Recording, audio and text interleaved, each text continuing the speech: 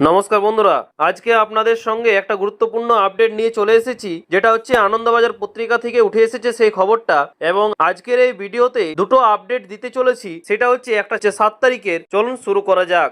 আপনারা স্ক্রিনে দেখতে পাচ্ছেন যে কাটতে চলেছে অনিশ্চয়তা। আধা সরকারি শিক্ষাকর্মীদের বকেয়া ডিএ মেটাতে উদ্যোগ রাজ্যের। সুপ্রিম কোর্টের নির্দেশের পরেও ডিএ বকেয়া নিয়ে অনিশ্চয়তায় ভোগা শিক্ষক ও শিক্ষাকর্মীদের জন্য এই পদক্ষেপ গুরুত্বপূর্ণ বলে মনে করা হচ্ছে। তাছাড়া শিক্ষাক্ষেত্রে কর্মরত আধা সরকারি প্রতিষ্ঠানগুলির শিক্ষক ও শিক্ষাকর্মীদের বহু প্রতীক্ষিত বকেয়া মহার্ঘ ভাতা মানে ডিএ মেটানোর প্রক্রিয়া অবশেষে শুরু হলো। রাজ্যের শিক্ষা দপ্তরের সদর দপ্তর বিকাশ ভবনে ইতিমধ্যে কিন্তু সংশ্লিষ্ট কর্মীদের তথ্য সংগ্রহের কাজ শুরু হয়েছে বলে সূত্রের খবর। তাছাড়া আপনারা দেখতেই পাচ্ছেন স্ক্রিনে যে সুপ্রিম কোর্টের নির্দেশের পরেও ডিএ বকেয়া নিয়ে অনিশ্চয়তায় ভোগা শিক্ষক ও শিক্ষাকর্মীদের জন্য এই পদক্ষেপ গুরুত্বপূর্ণ বলেই মনে করা হচ্ছে। তাছাড়া শিক্ষা দপ্তর সূত্রে জানা গিয়েছে যে স্কুলের শিক্ষক ও শিক্ষাকর্মীদের প্রয়োজনীয় তথ্য ইতিমধ্যেই সংগ্রহ করা শুরু হয়েছে। পাশাপাশি কার কত ডিএ প্রাপ্য তার হিসাব নিকাশও চলছে জোর কদমে। শুধু স্কুল স্তরের নয়, বরং সম্প্রতি বিশ্ববিদ্যালয়গুলিতেও কর্মরত শিক্ষকদের বিস্তারিত তথ্যও চেয়ে পাঠিয়েছে উচ্চ শিক্ষা দপ্তর। এর ফলে গোটা শিক্ষাক্ষেত্রে জুড়েই কিন্তু বকেয়া ডিএ প্রদানের প্রস্তুতি শুরু হয়েছে বলে মনে করা হচ্ছে। তাই এই ক্ষেত্রে আপনারা বুঝতেই পারছেন যে খুব শীঘ্রই কিন্তু শিক্ষকদেরও অ্যাকাউন্টে কিন্তু এই আপনাদের প্রাপ্য ডিএ পেতে চলেছেন। তাছাড়া প্রশাসনিক সূত্রে জানা যাচ্ছে যে 2016 সালের জানুয়ারি থেকে মার্চ মাস পর্যন্ত সময়কালের নির্দিষ্ট তথ্য চাওয়া হয়েছে। ওই সময়ের মধ্যে সংশ্লিষ্ট শিক্ষক, আধিকারিক ও কর্মীরা কোন পদে কর্মরত ছিলেন, তাদের বেতন কাঠামোর ব্যান্ড পে ও একাডেমিক গ্রেড পে কত ছিল এবং সেই অনুযায়ী কত ডিএ প্রাপ্য, এই সমস্ত খুঁটিনাটি তথ্য সংগ্রহ করা হচ্ছে। তাছাড়া জানুয়ারি, ফেব্রুয়ারি এবং মার্চ এই তিনটি আলাদা সময় পর্বে ভাগ করে তথ্য নেওয়া হচ্ছে, যাতে হিসাব নির্ভুলভাবে সম্পূর্ণ করা যায়। এই সমস্ত তথ্য সংগ্রহ ও গণনার কাজ সম্পূর্ণ হলেই কিন্তু ম্যাচিং অর্ডার জারি করা হবে বলে প্রশাসনিক সূত্রে ইঙ্গিত মিলেছে। তাছাড়া এরপরই বকেয়া ডিএ প্রদানের প্রক্রিয়া আনুষ্ঠানিকভাবে শুরু হবে। ফলে দীর্ঘদিনের দাবি পূরণের পথে এগোচ্ছে রাজ্য সরকার, এমনটাই কিন্তু মনে করছে সংশ্লিষ্ট মহল। আপনারাও সেটা স্ক্রিনে দেখতেই পাচ্ছেন। উল্লেখযোগ্যভাবে গত 15ই মার্চ বিধানসভা নির্বাচনের নিঘণ্ট ঘোষণার ঠিক আগে সুপ্রিম কোর্টের নির্দেশের প্রেক্ষিতে মুখ্যমন্ত্রী মমতা বন্দ্যোপাধ্যায় তার সমাজ মাধ্যমে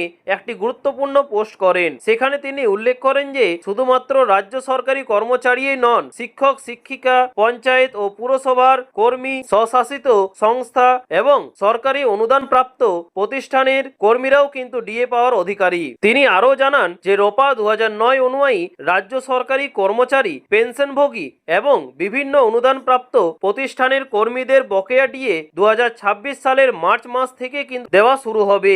যদিও পরবর্তীকালে শুধুমাত্র সরকারি কর্মচারীদের জন্য উদ্যোগ শুরু হওয়ায় শিক্ষা মহলে সংশয় তৈরি হয়েছিল, তবে সম্প্রতি নবান্নে অর্থ দপ্তরের সঙ্গে শিক্ষা দপ্তর সহ একাধিক সরকারি দপ্তরের বৈঠকের পর পরিস্থিতি কিন্তু বদলাতে শুরু করেছে। দায়িত্বপ্রাপ্ত আধিকারিকদের দাবি যে এবার আর কোনো অনিশ্চয়তা থাকবে না। সব স্তরে শিক্ষক ও শিক্ষাকর্মী পর্যায়ক্রমে তাদের প্রাপ্য বকেয়া ডিএ পাবেন। তাহলে আপনারা বুঝতে পারছেন যে খুব শীঘ্রই কিন্তু আপনারা বকেয়া ডিএ কিন্তু পেতে চলেছেন। আপনারা যদি এখনো না পেয়ে আছেন তাহলে কিন্তু খুব শীঘ্রই পাবেন। ঠিক আছে, এটাই কিন্তু সূত্রের খবর এবং সেখান থেকেই কিন্তু এই খবরটা কিন্তু পাওয়া যাচ্ছে। তাছাড়াও আরেকটা আপডেট আপনাদের দিয়ে রাখি। প্রথম ধাপে যে আপডেট ছিল 7ই মার্চ, সেটা কিন্তু উঠে এসেছিল।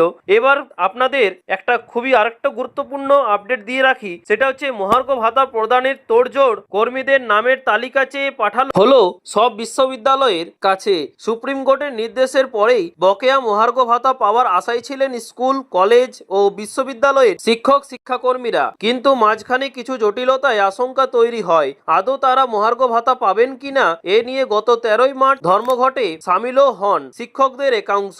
তারপরে বিকাশ ভবন সূত্রে খবর পাওয়া যায় যে রাজ্য অর্থ দপ্তরের তরফে একটি নির্দেশিকা দেওয়া হয়েছে যে মহার্ঘ ভাতা প্রদানের প্রক্রিয়ায় আরো এক ধাপ এগোলো উচ্চশিক্ষা দপ্তর। সেটা হচ্ছে যে বিকাশ ভবন সূত্রের খবর যে সোমবার রাজ্যের সব সরকারি পোষিত বিশ্ববিদ্যালয়ের কাছে কর্মরত শিক্ষক ও শিক্ষাকর্মীদের বিস্তারিত তথ্য চেয়ে পাঠিয়েছে উচ্চশিক্ষা দপ্তর। পাশাপাশি অবসরপ্রাপ্ত কর্মচারীদের তালিকাও কিন্তু চেয়ে পাঠানো হয়েছে বলে জানিয়েছেন একটি বিশ্ববিদ্যালয়ের রেজিস্ট্রার। তাছাড়া সুপ্রিম কোর্টের নির্দেশের পরেই বকেয়া মহার্ঘ ভাতা পাওয়ার আশায় ছিলেন স্কুল, কলেজ ও বিশ্ববিদ্যালয়ের শিক্ষক শিক্ষাকর্মীরা, কিন্তু মাঝখানে কিছু জটিলতায় আশঙ্কা তৈরি হয় আদৌ তারা মহার্ঘ ভাতা পাবেন কিনা এ নিয়ে গত 13ই মার্চ ধর্মঘটে সামিলও হন শিক্ষকদের একাংশ।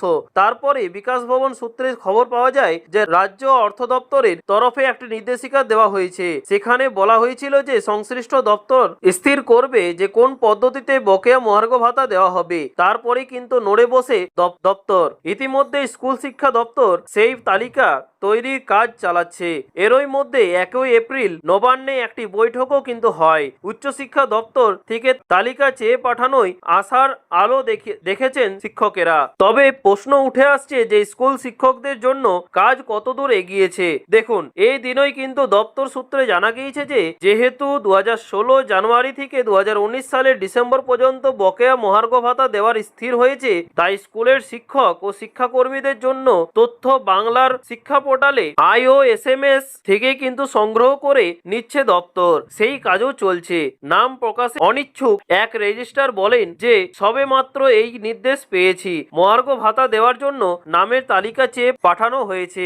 আমাদের বিশ্ববিদ্যালয়ের পোর্টালেই কিন্তু সবকিছু রয়েছে। দপ্তর থেকে যেভাবে নামের তালিকা চেয়েছেন সেইভাবেই কিন্তু পাঠিয়ে দেওয়া হবে। এই প্রসঙ্গে বঙ্গীয় শিক্ষক ও শিক্ষাকর্মী সমিতির সাধারণ সম্পাদক স্বপন মণ্ডল বলেন যে উচ্চশিক্ষা দপ্তর ইতিমধ্যে তালিকা তৈরির কাজ শুরু করেছে।